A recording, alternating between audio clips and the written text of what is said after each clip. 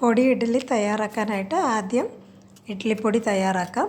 അതിന് ആദ്യം എള്ളും മുതിരയും എണ്ണ ഒഴിക്കാതെ വറുത്ത് കോരി മാറ്റി വയ്ക്കുക. നന്നായിട്ട് പൊട്ടി കിട്ടണം. അത് കഴിഞ്ഞ് എണ്ണ ഒഴിച്ച് കായം ആദ്യം വറുത്ത് കോരി മാറ്റി വെച്ചിട്ട് ബാക്കിയുള്ള എണ്ണയിൽ മുളകും ഉഴുന്നുപരിപ്പും കടലപ്പരിപ്പും കൂടെ ചേർത്ത് നന്നായിട്ട് ചുമക്ക് വറുത്ത് തണുപ്പിച്ചതിന് ശേഷം പൊടിച്ചെടുക്കുക. പൊടിക്കാനായിട്ട് ആദ്യം കായം ഒന്ന് പൊടിച്ചതിന് ശേഷം ബാക്കിയുള്ളതിൻ്റെ കൂടെ പൊടിച്ച് ഉപ്പും കൂടെ ചേർത്ത് പൊടിച്ചെടുക്കുക. ഇങ്ങനെ തയ്യാറാക്കുമ്പോൾ നമുക്ക് ഇഡ്ഡലിപ്പൊടി ഇല്ലെങ്കിൽ മുളകാപ്പൊടി റെഡിയാവും. ഇത് ഇഡ്ഡലിയിൽ തേക്കാനായിട്ട് ഇഷ്ടമുള്ള എണ്ണ കൂടെ ചേർത്ത് നന്നായിട്ട് കുഴച്ച് ഇഡ്ഡലി നന്നായിട്ട് പൊടിയിൽ പൊതിഞ്ഞെടുക്കുക. ഇത് നമുക്ക് യാത്ര പോകുമ്പോഴൊക്കെ കൊണ്ടുപോകാൻ പാക്ക് ചെയ്ത് കൊണ്ടുപോകാനൊക്കെ വളരെ എളുപ്പമാണ്. കുട്ടികൾക്ക് ടിഫിൻ ബോക്സിൽ ഇതുപോലെ കൊടുത്തു വിടാം. എല്ലാവരും ട്രൈ ചെയ്ത് നോക്കും.